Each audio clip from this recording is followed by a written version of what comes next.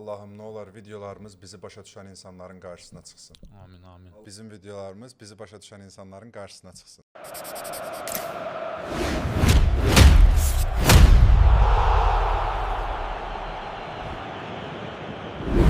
Salam əziz Build Up Play izləyiciləri, necəsiniz, nə var, nə yox? Ümid edirik yaxşısınız, ümid edirik vəziyyətiniz yerindədir. Bugün həmkarım Əli ilə bərabər Build Up Play'in 3-cü bölümünü çəkmək qərarına gəldik. 6 iyul tarixi etibarilə bu bölümü çəkmiş oluruq. Yəni öncədən xəbərdarlıq eləyək ki, bugünkü video 6 iyula qədər olan hadisələri əks elətdirir. Necəsən, nə var, nə yox? Hər şey yaxşıdır, sən necəsən? Valla axırıncı rəylərdən sonra vəziyyət biraz gərgin olub bizim izləyicilər arasında. Bəli. Dünya çempionatı ərəfəsində biz bacardığımız qədər obyektiv olmağa çalışırıq. Valla mən həmişə deyirəm ki, heç bir oyunçu və başqa bir şəxsin azarkeş deyirəm. Biz burada sadəcə obyektiv olmağa çalışırıq. Messi videosu haqqında yazırlar ki, Ronaldo tutsan, Ronaldo haqqında danışanda deyirlər Messi'dirsən. Biz heç nəcəyik, yəni bunu həmişə deyirik. Belə. Okey, o zaman istəyirsənsə keçək gündəmdə olan... Nə var gündəmdə bugün? Bugün gündəmdə elə hamının danışdığı dünya çempionatıdır. Yəni, mənə elə gəlir ki, ondan başqa bir də gündəm transferləri var, bəzi transferlər var. Belə istəyirsənsə başlayaq. Hal-hazırda dünya çempionatının sensasional oyunlarından biri olan Almaniya-Paragvay maçına Nagelsmannın taktiki səhvlərimi deyim və yaxud Paragvayın 5-4-1 ilə çıxıb rahat, kompakt, sıx müdafiə olunmasına mı görə deyim, nə bilim, başa düşə bilmədim həqiqətən də. Amma Peru dişli komandadır. Paragvay dişli klubdur. Bəli, Paragvay, üzr istəyirəm. Belə mən gözləmirdim həqiqətən. Yəni gözləyirdim ki, 1-0, 2-0 ya da ki, minimal hesablı qələbələr ola bilərdi. Yəni bir top fərqi ilə, amma Peru, Paragvay demək olar ki, qardaş ölkələrdir. Paragvay demək olar ki, sensasiya elədi. Yəni mən həqiqətən də alqış eləmək istəyirəm ki, belə bir nəticəni göstərdilər.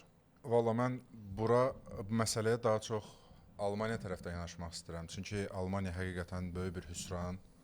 Ardıcıl səhv eləmirəmsə 3-cü turnirdir, 3-cü böyük turnirdir ki, yaxşı nəticə ilə yekunlaşmır Almaniya üçün və bildiyin üzərə Paragvay nəticəsindən sonra da Julian Nagelsmannın milli komanda karyerası bitmiş oldu. An etibarilə də üstündən bir gün keçən kimi də Jürgen Kloppu rəsmi olaraq açıqladılar. Yəni, nə qədər də əksikləri olsa da Almaniyanın, Paragvaya da uduzmazsan da, Keçən turnirdə 32-də 1-də məğlub oldular. Səhv eləmirəmsə Avropa çempionatında idi. Yəni, son illərdə heç cür yuxarı pillələrdə yekunlaşdıra bilmirlər. Yəni, qrupda qaldılar. Plus qrupda qaldılar. Yəni, Almaniya üçün yaraşmayan bir nəticələrdir bu. Yəni, sanki 2014-də dünya çempionu olandan sonra, necə deyimsə, tilsimləndilər və yaxud cadu oldu, nə oldu bilmirəm, amma heç cürə özlərinə gələ bilmirlər. Və mən bunu belə bir şeyə də bağlaya bilərəm. Ümumiyyətlə, Almaniya biz heyətinə baxanda Alman panzeri deyirdilər onlara. Çünki qarşısına çıxan həm Avropa klubu olsun, həm Amerika klubları olsun, həm Asiya klubları olsun. Yəni ki, mən gözümü açandan Almaniyanın böyük hesablı qələbələri və yaxud yarım final, final... Almaniya deyəndə zaten Braziliya Almaniya oynayada düşür 7-1. Oylarını yerə soxaq oradan da Braziliyanın. İllərdir tutduq, əziyyətimizi çəkdik. Getdin Almaniyaya 7-dən buraxdın. Nəysə, Braziliyadan da danışacaq bu arada. İndi belə bir şey deyə bilərəm ki, mən Almaniyanın komandasının və yaxud heyətinin biraz zəif olduğunu düşünürəm. Çünki lap əvvəl Miroslav Klose olardı, Lukas Podolski olardı və yaxud ortada Sami Khedira olardı, Mesut Özil olardı. Mənə elə gəlir ki, istedad baxımından mən heç bir şey deyə bilmərəm. İstedad baxımından hamısı möhtəşəm oyunçulardır, ayrı-ayrılıqda. Klub səviyyəsində də möhtəşəm oyunçulardır. Amma bir yerə yığışılanda elə bir ki, mən o kimyanı görə bilmədim. İndi burada Kurasavaya 7 dənə vurdular. Yəni mən həqiqətən də demişdim ki, coşmasınlar. Çünki bu ona da vurarsan da. Yanıldıcı bir hesabı idi. Təbii Yəni ki. bu elə də oldu da, yəni ki, amma mən heç cürə Almaniyanın belə zəif çıxış göstərəcəyini gözləmirdim və fil dişi sahilinə də məğlub olandan sonra artıq gördüm ki, bu Almaniyada dişli rəqib qarşısına gələndə bir balaca çətinliklər yaranır. Yəni fil dişi sahilinə də alqış düşür ki, Almaniya kimi rəqibi məğlub etdilər. Xüsusilə də kimə alqış düşür? Amad Dialloya. Amad Lionel Dialloya. Amad Dialloya. Yəni ki, həqiqətən də Almaniya ya güclü heyət formalaşdırmalıdır. Bu əvvəlki kimi də məsələn bir Lukas Podolski və ya bir Miroslav Klose, ondan sonra nə bilim Filip Lam olsun. Məncə tam da elə axtardıqları adamı tapdılar Jürgen Kloppla. Həm təcrübəli baş məşqçidir, həm də ki Liverpoolun yüksəlişi də belə başlamışdı. Sıfırdan qurmuşdular, bir yerlərə qədər gəldilər. Fundamental olaraq başlayacaqlar. Qəşəng fundament qura bilən bir baş məşqçidir Jürgen Klopp. Biz onu elə Liverpoolda da görmüşük. Yəni ki, yenə də deyirəm, Jürgen Klopp məsələn növbəti turnirdə uğursuz olsa, o saat Jürgen Kloppun üzərinə düşməyin. Çünki o sıfırdan yapılandırma edir həmişə. Plus da ki, yaxşı millilərin yaxşı nəticələr alması, böyük millilərin yaxşı nəticələr əldə alması biraz zamanla olan bir şeydir. Məsəl üçün Belçikanın jenerasiyası yadıma gəlir. O qızıl jenerasiya var idi. Braziliyanı falan məğlub elədilər. 2018-də idi səhv eləmirəmsə. Həmin o 2018-dəki yaxşı deyilə biləcək nəticəni illərlə yaxşılaşdırıb o yerlərə qədər gəlmişlər. Məsəl üçün 2009-2010-dan etibarən Belçika, o dönəmdəki Belçika oralara gələ biləcəyinin siqnalını verirdi. İndi eyni şeyi də məncə Almaniya üçün də deyə bilərik. Almaniyanın da gözəl bir heyəti var, gənc oyunçuları var. Sadəcə onların yaxşı bir yapılanmaya, yaxşı bir yenidən qurma işlərinə ehtiyacı var idi. Elə qısa bir şəkildə onu da demək istəyirəm ki, Almaniya haqqında fikirlərimizi dedik, amma indi mən istəyirəm ki, elə onun qardaşı olan Hollandiyadan danışaq. Amma Hollandiyada biraz işlər tamamilə fərqlidir, çünki qarşısındakı Paraguay deyil və ya Curaçao deyil. Yəni ki, bütün top klublara, top komandalara baş ağrı olan, Portuqaliyanı eləmiş olan Mərakeşdən söhbət gedir. Həqiqətən də Mərakeş komanda olaraq demək olar ki, Dark Horse deyirlər, amma mən demək istəyirəm ki, onlar Dark Horse deyirlər. Hətta bir yerdən sonra favorit də göstərə bilərəm. Mərakeş qızıldır, çox tərs komandalar. Yəni mükəmməl səslər var. Mən sənə belə bir şey deyim, indi düzdür. Bu biraz qəribə də səslənə bilər, çobul da səslənə bilər. Fransa azarkeşləri mənlə razılaşmaya da bilərlər, amma mən belə bir şey proqnoz verirəm ki, Fransa %100 Mərakeşi rahat keçə bilməyəcək. Hətta oyun ekstraya belə gedə bilər deyə düşünürəm, amma bu futboldur, yəni hər şey ola bilər. Mərakeş ötən turnirdə də səhv eləmirəmsə Fransa ilə oynamışdılar. Bəli, bəli. O vaxtı Fransa keçə bildi. Onda da çətinliklə keçə bilmişlər. Amma bu Mərakeşin heyəti daha təcrübəli və daha keyfiyyətlidir deyərdim. Amma bilmirəm, sən oyuna baxdın yoxsa yox. Mən məsələn Kanada ilə Mərakeşin oyuna baxanda bilmirəm, Mərakeş futbolçuları mandrajdaydılar, nə deyirlər başa düşmürəm, amma həqiqətən də İlk hissədə Kanada daha yaxşı oynadı. Birinci hissə Kanada topla döyürdü, yəni qıraqdan hücumlar, cinahlardan hücumlar, mərkəzdən hücumlar, qapıya zərbələr. Yəni mən deyirdim ki, həqiqətən də mən belə bir şey formalaşıb ki məndə. Məsələn, mən kimi favorit görürəmsə, deyirəm ki, aha, bu nəsə qabağa gedə bilər, nəsə eləyə bilər, həmən komanda başlayır zəifləməyə.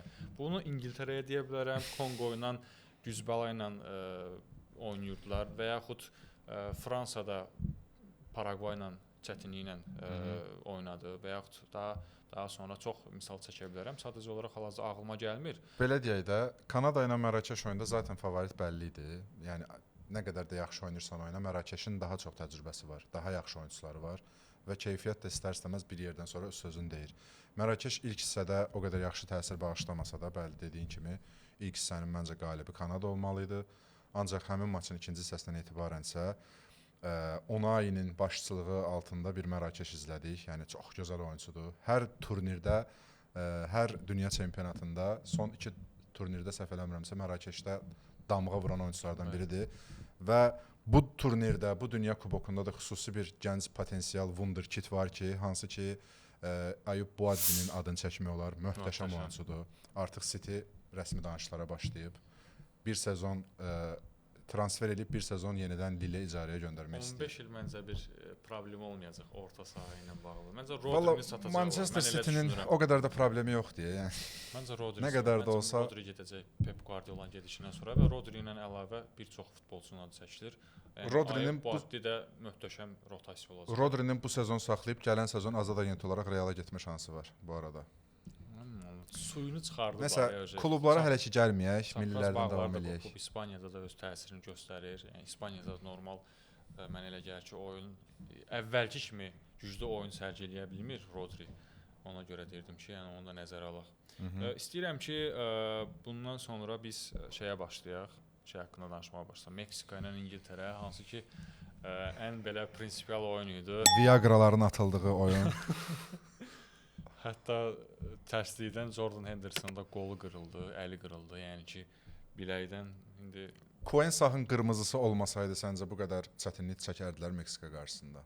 Yox, ümumiyyətlə çətinlik olmalı idi, o heç söz yox. Çünki Meksika demək olar ki, ən az top buraxan komandadır və hücum olaraq ən yaxşı performans göstərən komandalardan biridir. Ev sahibi ölkə idi, ona görə də əlavə motivasiya oldu. Həm də ki, deyirlər, məsəl üçün İngiltərə üçün Meksikanın o iqlimi, həmin o mühiti çətinlik çəkə bilərdi. Təbii ki. Amma Meksika ev sahibi olduğu üçün oraları bilən bir millidir və daha rahat oynayırdılar, fikir verirdinsə.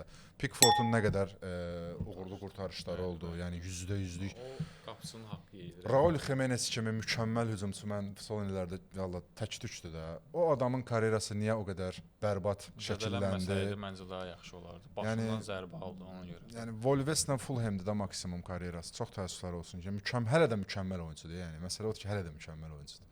Pickford imkan vermədi, düzdür, amma oyunun ən yaxşılarından biri idi Meksika adına. Yəni belə bir şey də deyə bilərəm ki, oyuna baxdın yoxsa yox.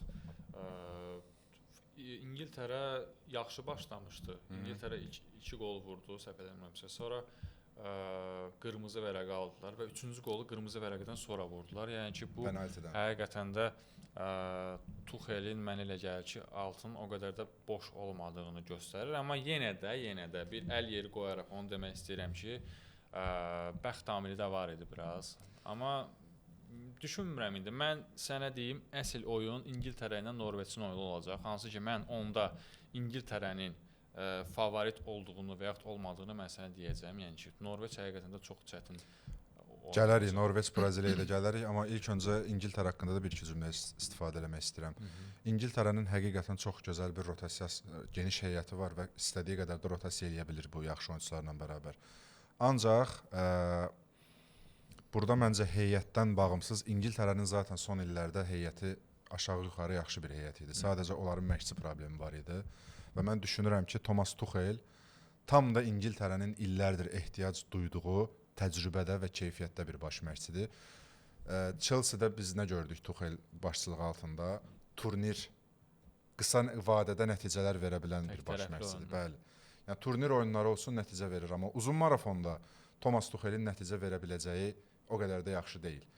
Amma İngiltərədə hazırki İngiltərə millisində Dünya Kubokunun məncə favoritlərindən biridir an etibarı ilə mənə görə. Çünki tam da istədiyi kimi gedir hər şey. Favoritlər yavaş-yavaş elənir və İngiltərə özünü oradan vəziyyətdən çıxartmağa doğru gedir. O ki qaldı Meksika oyununa. Məncə o qədər də yaxşı oynamadılar. Xüsusilə də Quensahın qırmızısından sonra istər-istəməz yəni oyun tərzi biraz İngiltərənin düşdü. Amma yenə də keyfiyyətli ayaqlara bel bağlayaraq qələbəni təmin etdi Thomas Tuchel'in komandası. Harry Kane yenə mükəmməl oynayır. Harry Kane. Bir asist elədi, bir qol vurdu. Jude Bellingham 2 dənə qol vurdu. İngiltərə rahat qələbə qazandı deyə bilərik əslində. Amma oyunun statistikasına baxanda 67% Meksika topa sahib. Qırmızıdır da, yəni qırmızı ilə oynayırsan istər-istəməz. Başa düşürəm. Yəni XG göstəricisi də Meksikada daha çox idi. Epizodlara daha çox girirlər. Yenə də sən dediyin amil Jordan Pickford həqiqətən də yəni ki məncə man of the match o seçilməli idi bu arada. O adam niyə özünü Evertonda xərclədi? Yəni ki bir adam qırağa gedər, biz nə bilim onunla United-də maraqlanırdı. Elə onu deyəcəm, biraz United-də maraqlanırdı. Yəni maraqlanmayan klub yox idi. Hətta xarici liqalardan da ona maraq çox idi, amma getmək istəmədi. Ona görə də nə bilim mənə görə daha yaxşı komandalarda oynaya bilərdi. Bəs səncə Kobe Mainoo niyə oynamır İngiltərədə? Oyunla bağlı bir Amorimçilərin və United azarkeşlərinin gözlədiyi sual. Kobe Mainoo'nun şansı gətirmir məncə. Çox qızıl bir heyətə qızıl bir generasiyaya sahibdir İngiltərə. Yəni ya bir tərəfdə Declan Rice oynayır, bir tərəfdə 116 milyonluq Elliot Anderson oynayır.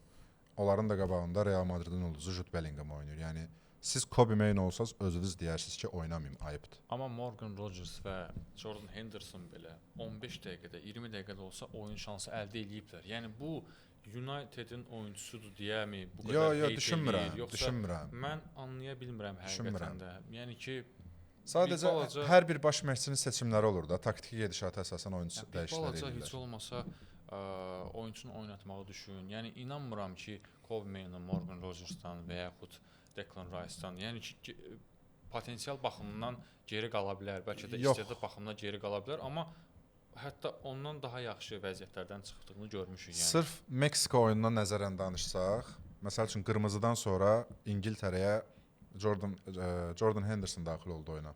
Fərqindeydinsə.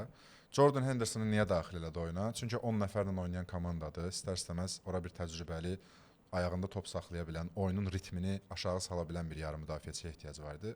Henderson da illərin Hendersonudur. İstər-istəməz bu kateqoriyaya uyğun bir oyunçudur və mən düşünürəm ki, sırf orada maçın gedişatına əsasən Hendersonu oynamağa daha uyğun idi. Ən azından yəni sən Morgan Gibbs White-ı gətirməmisən, onu da gətirə bilərdin. Valla İngiltərənin o seçimlərindən danışsaq çox şey deyə bilərik. Seçimlərlə əvvəlki bölümlərimizdə də danışmışdıq. Bəli. Yəni ki çox adam yaxşı qarşılamamışdı, amma bir təhər gedir. Mən belə bir şeydən qorxuram ki, məsələn biz demək olar ki İngiltərədə davamlı şəkildə 4-2-1, 3-1-in ortası çox belə dəyişdiyini görməmişik. Bir də hücum dəyişmir, ancaq cinahlardan rotasiya edir. Bir dəfə Gordon girir, bir dəfə Saka, bir dəfə Madueke ilə Rashford olur.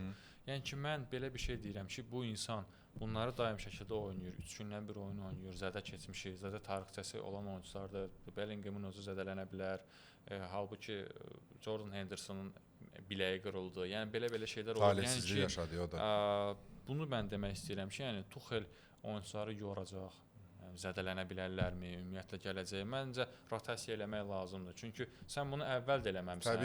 3 dənə oyun oynamısan bunlarla, qırmısan bunları. Sonra gətirmisən 16-da 1, sonra 8-də 1, 4-də 1, belə gedəcək. Sonra finalda normal nəticə almayanda deyəcəklər ki, oyunçular yorulub, hazır deyillər. Yəni ki, mənə elə gəlir ki, rotasiya eləməliydin sən. Sən müdafiəni dəyişmirsən, sən ortanı dəyişmirsən. Sən ən dinamik yerin ortadır. Sən ortanı rotasiya eləmirsən. Ümumiyyətlə belə bir şey deyim. Əgər İngiltərə bu Dünya Kubokunda ən azı yarımfinala qədər gəlməsə, yəni mən onu bilirəm ki, Tuchelin sırf milli komanda seçimləri çox böyük tənqidlərə məruz qalacaq. Yəni Quansahın gəlməyimi deyim, Jet Spence'in gəlməyimi deyim, Maguire'ın çağırılmamağımı deyim, nə bilim, Morgan Gibbs White'in gətirilməməyimi deyim. Yəni çox böyük qınaq obyekti olacaq əgər İngiltərə nəsə eləməsə. Nəsə, özləri bilər deyək. İstəyirsənsə keçək növbəti oyuna, Braziliya ilə Norveç oyununa keçmək. Brazil. Mən oyuna həqiqətən də demək olar ki 90 dəqiqə oturdum, baxdım və mən bu nəticəyə gəldim ki, Braziliya oyunu çox tərtəmiz şəkildə qələbə qazana bilərdi, amma qapıçı olmasa. Xahiş edirəm Braziliyadan danış, çünki mən geniş danışacağam. Danış. Yəni ki, Ancelottinin seçimləri mənə elə gəlir ki, bu da qınanmalıdır. Çünki tamam, sən Neymarı gətirmisən. 34 yaşı var, zədələnir bu adam, dəqiqə başı zədələnir. Tamam, deyə bilərsən ki, bəzilərinin dediyi kimi adı var, meydanda olmağı belə bəsdir, amma adam meydanda belə olmurdu yəni. Yəni João Pedro qıraqda qaldı, gətirərdin onu, zədəsini sağaldardı, nə bilim, heç olmasa sən onsuz da qrupdan çıxmalıydın. Çıxdın da qrupdan, lider kimi də çıxdın. Çıxmaz olaydı. Yəni ki, zaten sənə bu adam 4-də 1-ə qədər gələcəkdi, həm yarı finalda gələ bilərdi, həm Arda Güler o boyda zədəsini sağaltdı, bir aya sıxışdırdısa, oynaya bildisə, deməli João Pedro da gələcəkdi də. Yəni mənə elə gəlir ki, João Pedro'nun yoxluğu 99% bilindi. Yəni Endrik'in epizodlarını gördündə yəqin ki, Endrik qapıçı ilə təkbətəyə çıxdı. Mən Kunyanın yerinə Endrik girdi. Məncə orada Kunya onu saniyə söhbəti ilə Endrik epizoda girdi. Orada Kunya olsaydı məncə də daha çox. Kunya da olmasın. Deyəcəklər tərəfkeş deyirlər. Kunya olmasın, olsun João Pedro. Nə bilim, olsun Vinicius Junior'un özü orada olsaydı, məncə onu 100% gol vuracaqdı. İndi başa düşə bilmədim həqiqətən də. Qapıçı da çox böyük oyun göstərdi. Yəni mən şou göstərdi hətta. Yəni mən başa düşə bilmirəm. Yəni bu oyunçular necə olur? Məsələn, Paragvayın qapıçısı ola bilər, Norveçin qapıçısı ola bilər. Karyera maçlarıdır da Karyera onların. maçlar olur həqiqətən də. Yüksəliş Yəni maçları. ki, mənə elə gəlir ki, Braziliya artıq o Braziliya deyil. Əsas seçimləri də yoxdur. Oyunçu da yetişmir əvvəlki kimi. Jogo Bonito deyirlər. Məsələn, Vinicius Junior. Jogador. Hə, yəni ki, o tərzdə belə şıltaqmı deyim, yaxud türklər demiş esnek, qıvraq oyunçular həqiqətən də yetmir. Neymar tipli oyunçular yoxdur artıq. Yəni ki, daha belə sistematik oyunçular. Biz görmüşük ki, Braziliyada Romario olsun, Rivaldo olsun, Ronaldinho olsun, Ronaldo Nazario olsun, hamısı belə baxanda düzdür, sistematik də oynayırdılar, amma öz şəxsi keyfiyyətləri hesabına daha çox ortalığa çıxırlar. Yəni Ronaldinho 50 metrdən vururdu qapıya Simona. Braziliya deyəndə zaten fərdi ustalıq hesabına keyfiyyət. Küçə futbolunun elə bir ki, keyfiyyətlə qarışılmış bir versiyası da mənə gəlir Braziliya. Amma son vaxtlar Braziliyanın oyunu görə bilmirəm. Yəni Ancelotti də nə qədər də turnir məşqçisi də olsa, uzun marafon məşqçisi də uğurlu ola bilsə, amma mənə elə gəlir ki, bu klub deyil, bu yəni ki Braziliya. Bunun da şeyləri biraz səhvlikləri var idi. Bəs sən nə düşünürsən?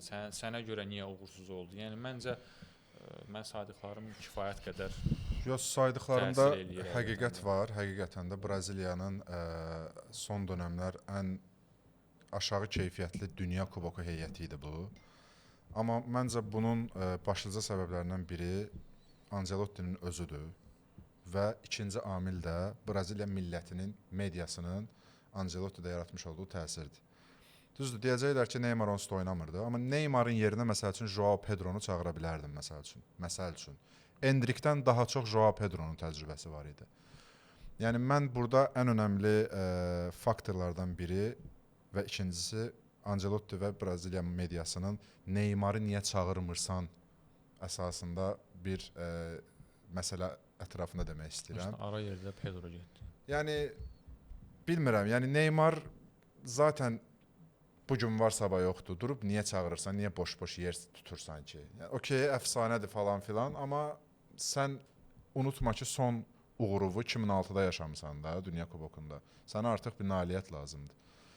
Yəni çox belə artıq Braziliyanın illər əvvəlki o şaşalı heyətlərini görə bilmirik. Nə bilim, düzdür, Ancelotti digər Braziliyanın eks-məşqçilərinə nəzərən daha yaxşı məşqçidir, daha təcrübəli baş məşqçidir, amma hara fırlayırsan fırla yenə heyətin keyfiyyəti olub-olmamağı sözün deyir.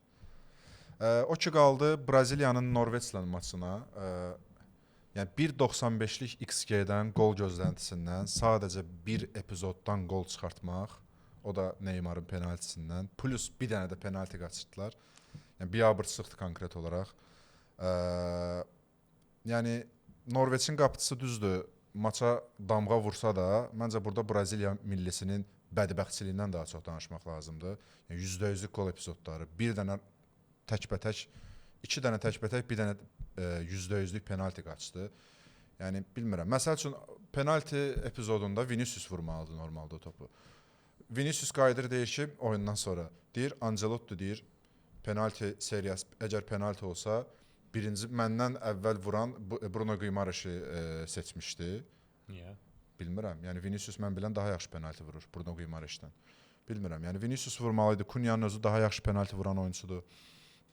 Düzdür, Cunha'nı mərkəzdə oynadaraq bu turnir ərzində daha yaxşı nəsə eləməyə çalışdı Braziliya millisi, amma o da bir yerdən baxanda yardımcı forvetdir də, türklər demiş.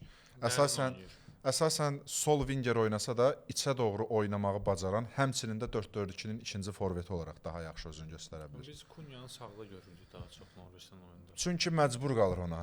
Çünki yaradıcılıq əksiləndə istər-istəməz fərdi ustalıq hesabına oynayan oyunçuların ümidinə qalırsan. Məsəl üçün Cunha, məsəl üçün Vinicius. Yəni bu oyunçular adam əksildib, fərqlilik yaratmasa Braziliyanın hücum xətti heç nə eləyə bilmirdi. Yəni gənc Endrikdən də nəsə gözləməyə dəyməz. Düzdür, Endrikin də oynamamağı böyük təzyiq yaradırdı. Yadındadırsa, bundan bir neçə oyuna qədər oynamırdı Endrik. Şans verilmirdi ona.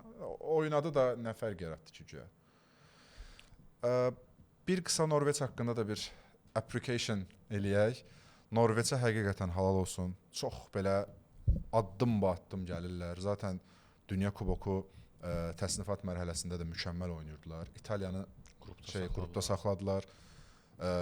qızıl oyunçuları var. Yəni dünyanın ən yaxşı hazırki aktiv 9 nömrələrindən ikisindən biri məncə Norveçdədir. Söhbət Erling Braut Haalanddan gedir. Yenə mükəmməl oynadı. Yəni o adamın bitiriciliyi hazırki yeganə mən deyərdim bir Harry Kane-dir. Bir də Erling Haalanddır ki, dünya forvet, dünya futbolunun iki ən yaxşı forvetlərindən biridir. Yəni sağda Sörlot olsun. Sörlotun özü mərkəz 9 nömrə olsa da, o da çarəsizlikdən sağ vingerə meyilli oynayır. Ödegaardın özü olsun, Sander Berge'nin özü olsun. Yəni Patrick Berg'in özü olsun. Qapıçıları Nyland mükəmməl qapıçı həqiqətən. O bu dünya çempionatından sonra məncə bir transfer 40-da, 45-də bilmirəm indi tam harda oynayır. satılacaq. Harda oynadığı yadımda deyil. İzləyicilərimiz bilirlərsə şərh bölməsinə yaza bilərlər. Amma mən onu bilirəm ki, Norveç biraz daha irəliləsə, yəni underrated oyunçular bu yay harasa transfer olacaqlar. Çox kompakt şəkildə çox yaxşı performans göstərirlər. Mən də istəyirəm Norveç haqqında belə bir fikir bildirim ki, indi bilmirəm məndən razı olarsan yoxsa yox. İndi ayrı-ayrılıqda 4-4-2 taktiki sxeminə daha çox üstünlük verirlər. Çünki qabaqda sənin Haaland və Sörlot kimi oyunçuların var, amma biz hücum oyununa keçəndə bir də görürsən ki, 4-2-3-1-ə də keçir. Odegaard mərkəzə meylənir. Sörlot sağa keçir, sol ayaqlı olduğuna görə. Solda Antonio Nuso olur, o da möhtəşəm performans sərgiləyir. Onun adını çəkmədim heç. Onun da qəşəng mənə elə gəlir ki, transferi gözlənilir bu yay. Mənə elə gəlir ki, Norveçin baş məşqçisi oyunçularına yeridir ki, məsələ çox sadədir. Topu özündə saxlayırsan, istər cinahdan, istər mərkəzdən Haalandı, Sörlotu atırsan, onlar qolu vuracaqlar. Norveçin sxematikası məncə belə işləyir. Çünki deyirlər, bütün yollar Romaya aparır, bütün yollar Haalanda aparır. Yəni hər şey aparsın da, Və aparsın. adam vurur da. 51 oyuna 57 qol kimi fantastik bu adamın göstəricisi var və adamın birinci dünya çempionatıdır və artıq 7 qolu var, zarafat İndi deyil. bilinmir bu adamlar İngiltərədə keçəcəklər. Bəlkə bir 2 dənə də orada vurdu, 9 oldu. Yəni bu fantastikadır mənə görə. Yəni bu onu göstərir ki, köhnə futbolla indiki futbolun arasında çox fərq var. Yəni böyük fərq var. Təbii ki. Yəni ki, bəzi misal da çəkə bilərəm ki, Diego Armando Maradona 4 mundiala 8 asist eləyib, səhv eləmirəmsə, yoxsa 6. Messi onu keçdi hal-hazırda. Və Olise bir çempionata 5 asisti var hazırda. Yəni mən sənə belə bir şey deyim ki, Fransa kağız üzərində favorit də olsa, belə favorit də olsa, yəni biz onu nəzərə alsaq ki, bunlar finalda da oynayacaqlar, hələ bir 3 oyunlarda var. Yəni mənə elə gəlir ki, Olise mundialı 10 asistlə tamamlayacaq və məncə möhtəşəm bir rekord imza atacaq. Yəni hər adamın başı üçün deyil, belə doğru da desək. Yəni ki, çox belə az-az adamlar görə bilərəm ki, mən o qədər asist eləsin. Hətta Bruno'nun özü belə hal-hazırda asistdən belə bir asisti var, səhv eləmirəmsə. Yəni ki, bir dənə Oliseyə halaldır, mən belə bir şey. Mem çıxmışdı Bruno Fernandeslə bağlı. O bir asist eləyəndə yazmışdılar ki, bəs Bruno 5 asist daha etsə Pele'nin rekordunu qıracaq. Əslində olan bir dənə asisti var. Dünya kuboku bundan sonra başlayır. Geridə qalan 4 oyun haqqında mən istəyirəm proqnoz verək. Hansı ki biz bunu ilk dəfə eləyəcəyik və azarkeşlərimizə də məncə maraqlı olacaq bizim düşüncələrimiz. Onlar da öz düşüncələrini yazsalar biz sevinərik, biz də oxuyuruq, bütün yorumlarımıza baxırıq. İndi birinci başlayaq USA, Amerika Birləşmiş Ştatları və Belçika. Və burada bir problem var ki, azarkeşlər artıq Belçika danışıqlar aparır ki, bəs Florian Balogunun qırmızı kartı necə ləğv oluna bilər, bu bizə təsir eləyəcək, biz üstünlüklə yollanmaq istəyirdik və bunu da nəzərə alsaq ki, Florian Balogun Amerikanın ən sərrast oyunçusudur, qəşəng görünür həqiqətən də. Trump baş ağrısı olacaq məncə Belçika. Trump Infantino ilə bərabər Dünya kubokuna yön verməyə davam edir. Şam yeməyi zad deyirlər. Yəni həqiqətən qəbul edilməz bir şeydir. Hətta UEFA rəsmi şəkildə açıqladı ki, biz futbolda ədalətin tərəfdarıyıq. Biz bir qərarın hər kəs üçün şamil edilməsinin tərəfdarıyıq. Yəni FIFA-nın vermiş olduğu bu qərarı UEFA səhv çıxardır. Yəni təsəvvür elə. Yəni biabırçılıqdır. Hətta deyirlər ki, Trump bir zənglə məsələni həll eləyib. Yəni ev sahibi ölkəsən, tamam, nabrot sən əksinə sən daha çox belə lord dildə desək, abilik eləməlisən. Sən durub deyirsən, daha keçib də Amerikanı çempion çempion eləyində Amerikanı. Buna söhbətdir. Sonra da qayıdıb deyirlər ki, 2022-dəki dünya çempionatında nə bilim Lord dildə desək barmaq olunmayıb. Yəni sən belə şeylər eləyəndən sonra əlbəttə ki, cəmaət də belə şeylər düşünəcək. 2022-də də məncə var idi, amma nəsə danışmayaq. Nə düşünürsən? Yəni ki, oyunun nəticəsi necə ola bilər? Kim keçə bilər növbəti mərhələyə? Bununla bağlı bir fikir var. Valla belə bir şey deyim. Bayaqdan dediyim şey təcrübə. Belçika tərtəmiz keçəcək. Əgər Trump bəyin əli olmasa, Belçika keçəcək. Yəni uzatmadan. Olunmasa mənə elə gəlir ki. Yəni Belçikanın heyəti daha keyfiyyətlidir, daha təcrübəlidir və ardıcıl 4-cü dünya çempionatıdır səhv eləmirəmsə ki, Belçika artıq minimum qrupdan çıxmağı bacarır. Yəni Belçikadır məncə. Okay, sən nə düşünürsən bəs? Mən belə bir şey deyim ki, Belçikanın oyunu mənə çox da belə Trumpdan çox şey gəlmir. O amilləri də nəzərə alsaq, onu deyə bilərəm ki, nəsə məncə Amerika bir sürpriz eləyəcək. Məncə 2018-də də gördük də, Rusiya gəldi, İspaniyanı sürprizin kralını deyəcəm indi də nə? Nə bilim, İspaniyanı keçdi, nə bilim Rusiya necə İspaniyanı keçirir? Mənə çatmır. Çerçev. Mən həqiqətən də başa düşə bilmirəm. Yəni nə bilim, qrupdan da qəşəng Rusiya çıxdılar.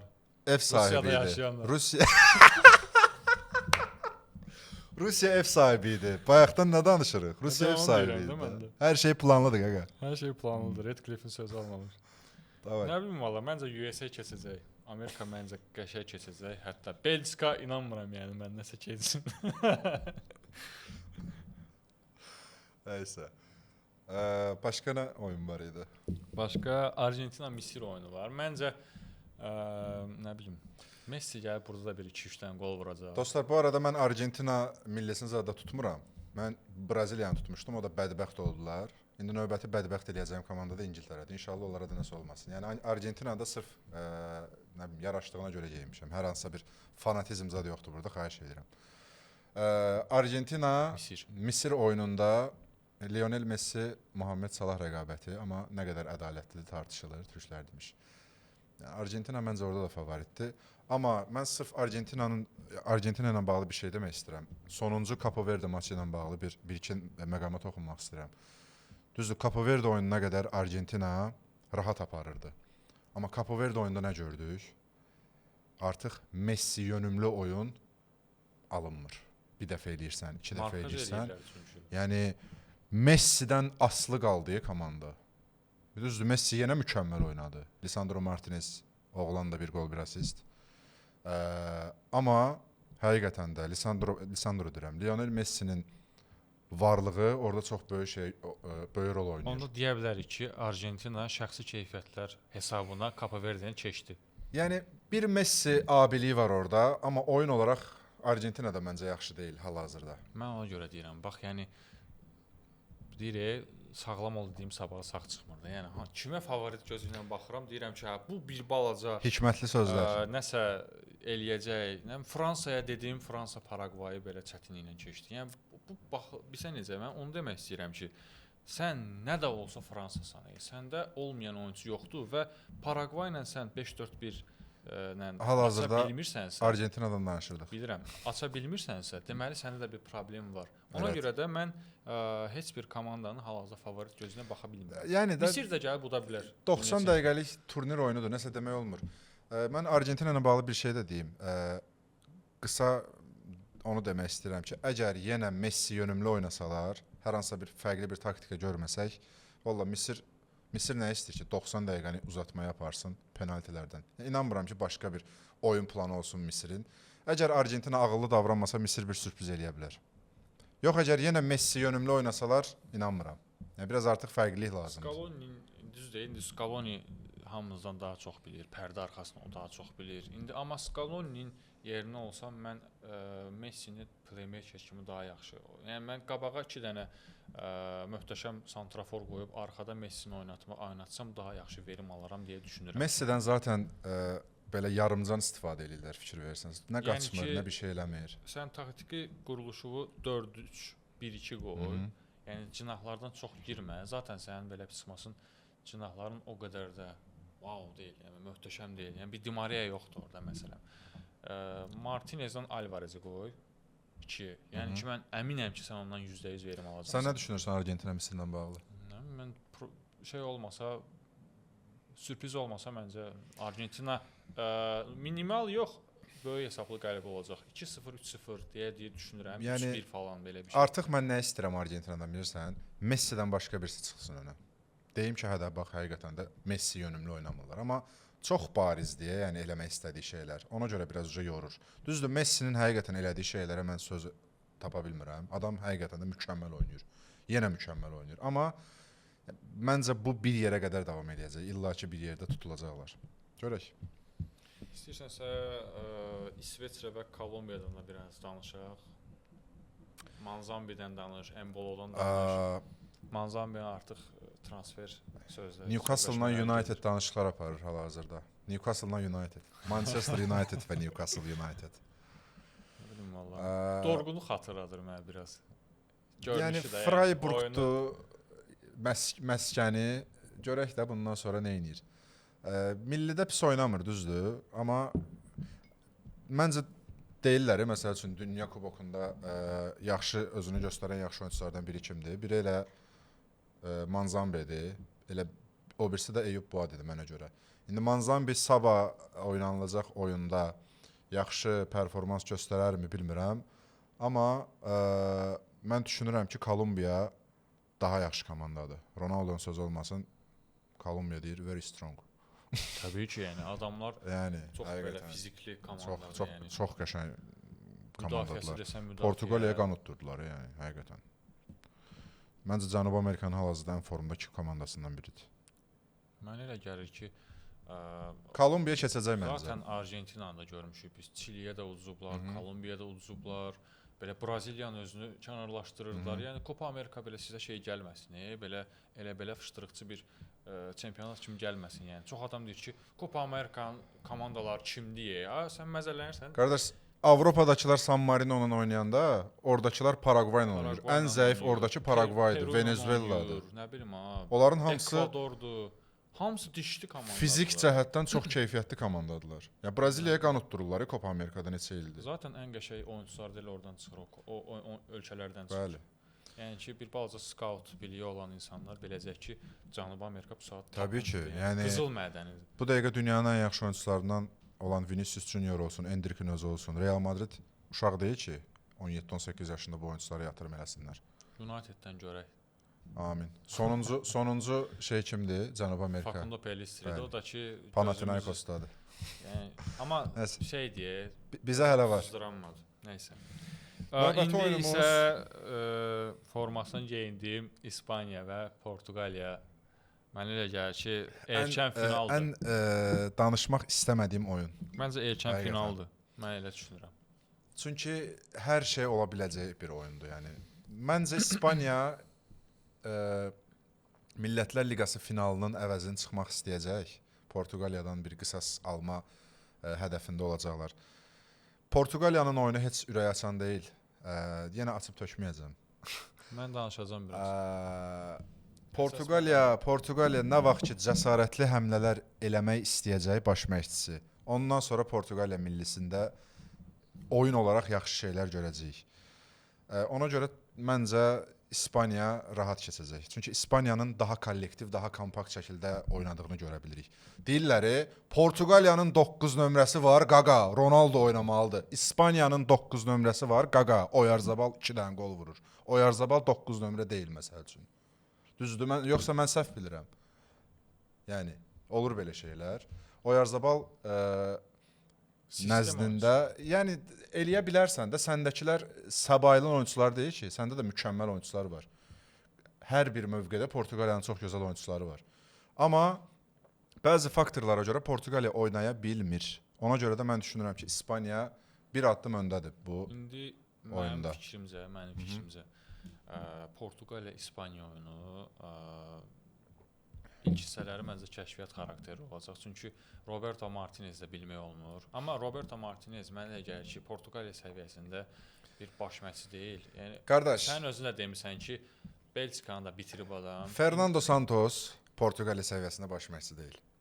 Roberto Martinez Portuqaliya baş məşqçisi ola biləcək bir adam deyil. Portuqaliya baş məşqçisi ola biləcək adam kimdir? Amorim. Amorimin də vaxtına var. Amorim olar, həqiqətən. Amorimdən də danışacağıq, amma gələn sezon üçün. Belə bir şey deyim ki, I am Jose Mourinho. Ola bilər. Portuqaliyanın əsas problemi mənə elə gəlir ki, oyunçuları yatıblar, qəflət yuxusundadılar, bilmirlər. Yəni sanki Bruno Fernandes ilk dəfə top görür, 21 assist eləyən elə bir bu deyil. Nə bilim Pedro Neto, nə bilim Vinger'i eləyə bilmir normal. Mənə bir şey izah eləyə bilərsən qardaşım Əli. Həmçinin də həmkarım Əli. Nəyə görə bir komandanın 41 yaşındakı oyunçusu oyundan çıxandan sonra 2 dəqiqə sonra Portuqaliya hesabda önə keçir və qələbə qazanır? Xahiş edirəm. Brunonu, Vitinyanı qoy qırağa. Mənə sadəcə bunu izah elə. İndi söhbət edirik. Kifayət qədər obyektiv olmağa çalışacağıq. Ya biz zaten burada obyektivik. Sadəcə bizi başa düşməyə çalışan izləyicilərimiz var. Həqiqətən onlara dərin təşəkkürlər. Amma başa düşmək istəməyən izləyicilər, hansı ki futbolun yox, Ronaldo nazarkeşləridir. Sırf onlara buradan səslənirəm ki, futbol bir nəfərə yönələn bir idman deyil, idman növü deyil. Futbol opşi, ümumi şəkildə baxıb analiz aparmalı olduğum bir idman növüdür. Obyektiv olmalı olsam, belə düşünərəm ki, yəni ki, nə Ronaldo heyti var məndə, nə Messi heyti var. Məndə də yoxdur bu arada. Normal bir şəkildə mən fikrimi bildirirəm ki, mənə də gəlir ki, artıq son dəqiqələr idi. Yəni ki, Ronaldo artıq fizik baxımdan çatdıra bilmir bir yerdən sonra. Adam cəhd eləyir, mən demirəm cəhd eləmir. Martinez Portuqaliyada Ronaldonu son 15 dəqiqə oynatsa, həqiqətən mükəmməl olar. Yəni 75 dəqiqə oynadı neynədir ki güya? Yəni oynatma da qardaş. Mən bunu deyirəm, mən eşidirəm. Nə oldu ba yenə? Yenə neynədir? Özbəkistan olmur da hər oyun. Özbəkistan olmur hər oyun. İndi belə bir şey deyə bilərəm ki, 82-də deyəsən meydanı tərk elədi Ronaldo, 80-ci dəqiqələr idi. Bəyənilməyən Gonçalo Ramos yenə Portuqaliyaya tur atlatan adam oldu. 70 milyona da Milana getdi bu arada. Gonçalo Ramos o qədər də belə pis oyunçu deyil. Yəni ki, bir yerdən sonra Ronaldo tutaq ki, olmayacaq. 2030 gəlsəydi bir dənə. Tutaq ki, Ronaldo olmadı. Ronaldo karyerasını bitirdi. Yəni ki, baxacaqlar, görəcəklər ki, burada kim var? Gonçalo Ramos var. Bir dənə Gonçalo Ramos o vaxtda 35 yaşı olacaq. Ortalığa çıxarıla biləcək. Məsələn, 32. olsun hər hansısa bir X oyunçusu. Bəli. Görəcəklər ki, nədir qardaş? Mənim əlimdə olan budur. Mən buna uyğun sistem quracağam. Vəsə. Mənə lazım deyil ki, rovaşata vursun və yaxud 30 metrdən udar vursun. Qardaş, zaten mənim oyunçularım dırnaq arası deyirəm də, indi özlərinə xəbərləri yoxdur, yəni necə oynayırlar, bərbad şey deyirlər, orta saha yoxdur demək olar. Kimdən gedir söhbət? Portuqaliyadan. Niyə orta saha yoxdur ki, Portuqaliyada? Yoxdur da, yəni fakt odur, şey eləyə bilmirlər. Mən razı deyiləm. Mən baxıram, həqiqətən də baxıram. Yəni nə Vitinhası, əzizim, nə Brunosu. Bir dənə bir şey deyim. Nə Nevesi. Oyundan sonra heç nə demirəm. Son Portuqaliyanın oyunlarına bax. Maç reytinqlərinə nəzər yetir. Ən yaxşı oynayan elə yarım müdafiə xəttidir.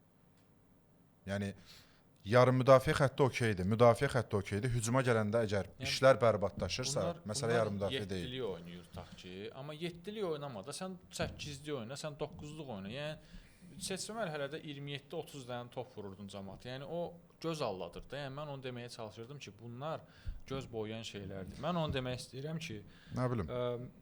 Gəl belə açıq danışaq da. Yəni səndə olan orta saha heç kimdə yoxdur da bu dəqiqəyə. Demək olar ki, kağız üzərində heç kəs yoxdur. Yəni mən Paris Saint-Germain-də United-də kral olub niyə Portuqaliyada ola bilmirəm? Bu sualı verin özünüzə, adama deyərlər. Hətta yəni ki, onu demək istəyirəm ki, yəni bir yerdən sonra yaxşı oynayırlar. Zaten yaxşı oynamamaq söhbət deyil.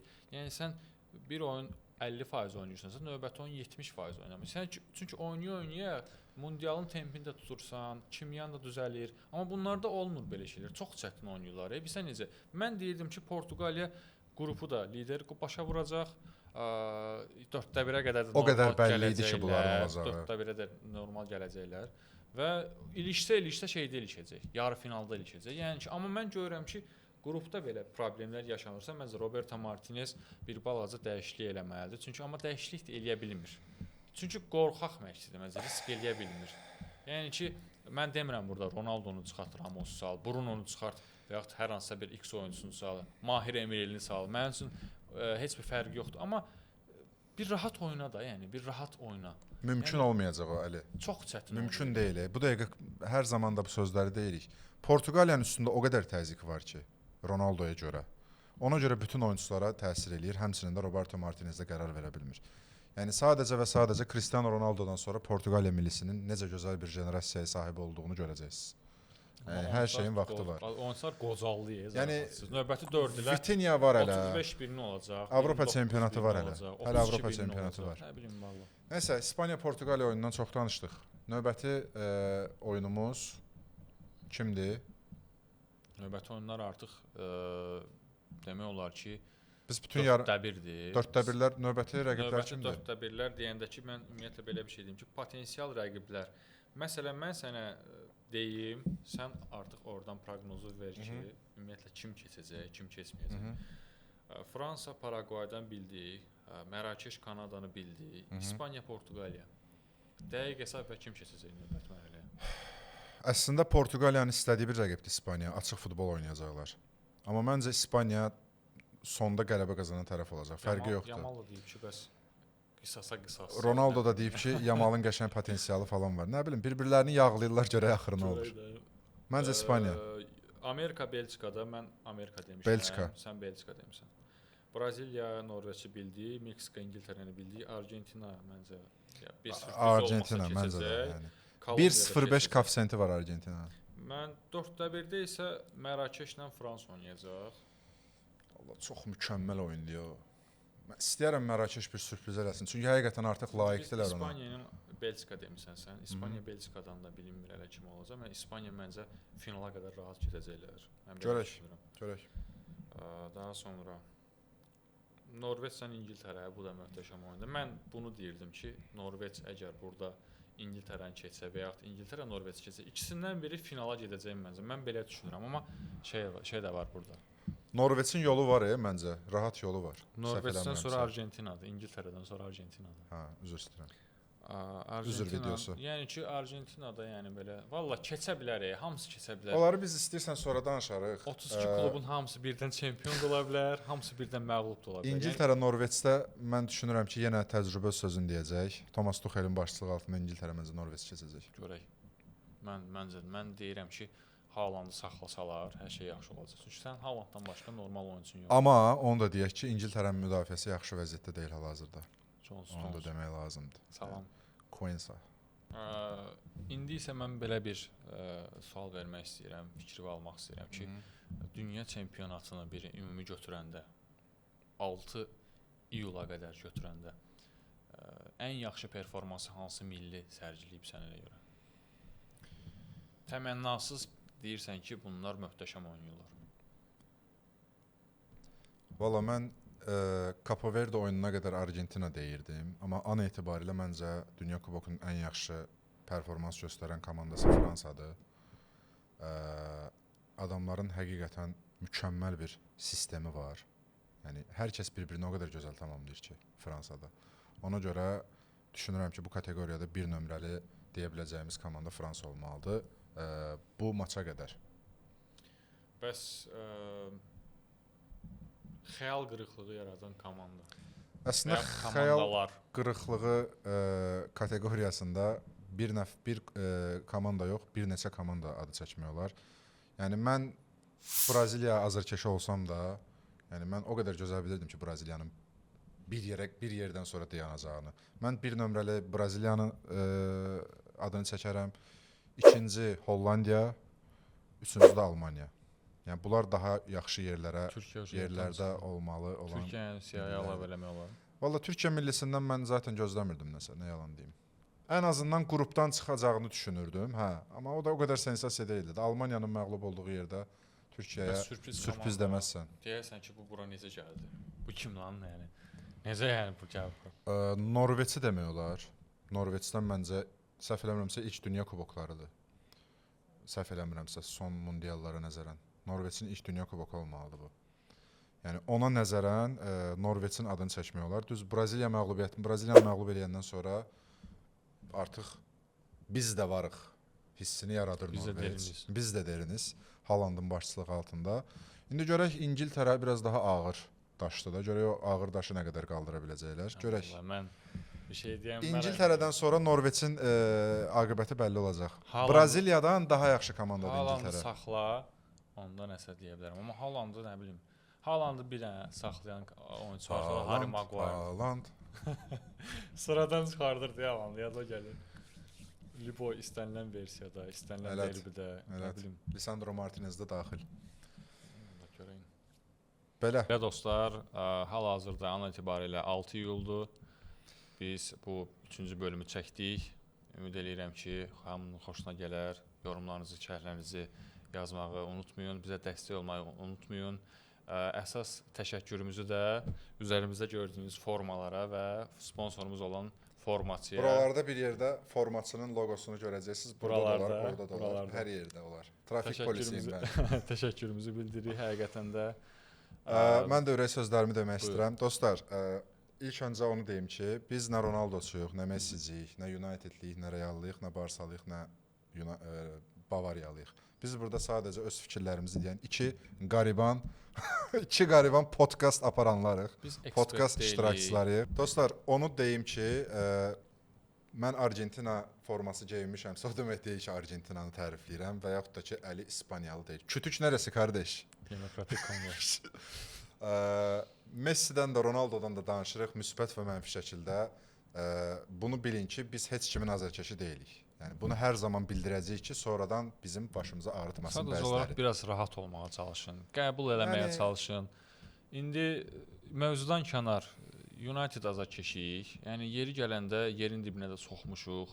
Yeri gələndə Amorimi də tərifləmişik, dəstəkləmişik. Amorim deyirik artıq. Ondan sonra Ten Hag'ın özü olsun, hətta Fergusona belə təkcə biz yox, hamı irad bildirə bilər. Çünki onun öz şəxsi obyektiv fikridir. Yəni məncə buna hörmətlə yanaşmaq lazımdır biraz. Sadəcə bizdə biraz subyektiv oyunçulara yönəldikləri üçün biraz aşırı fanatizmə qaçır o bəzi temalar. Ona görə onları da başa düşürük. Yəni adamlar futbola bəzi şəxslərə görə baxıblar deyə. Necə fanat olmayasan Messinin, Ronaldo'nun? Yəni mən özüm Unitedliyəm. Mənim üçün Nemanja Vidic bir nömrəlidir. Mən də bəlkə sizin kimi Nemanja Vidic haqqında mənfi şey görsəm, mən də deyərəm ki, niyə danışırsan?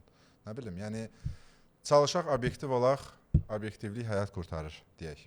Özünüzə yaxşı baxın. Növbəti Build Up Play bölümlərində yenidən birlikdə olmaq diləyi ilə abunə olmağı unutmayın. like, share, post, nə bilim, hər cür şey eləyə təklifləriniz, bilərsiniz. iradlarınız, Sponsor hər şey açıq. danışıqlarını da açıq. Özünüzə yaxşı baxın. Sağ olun, salamat qalın. Sağ olun.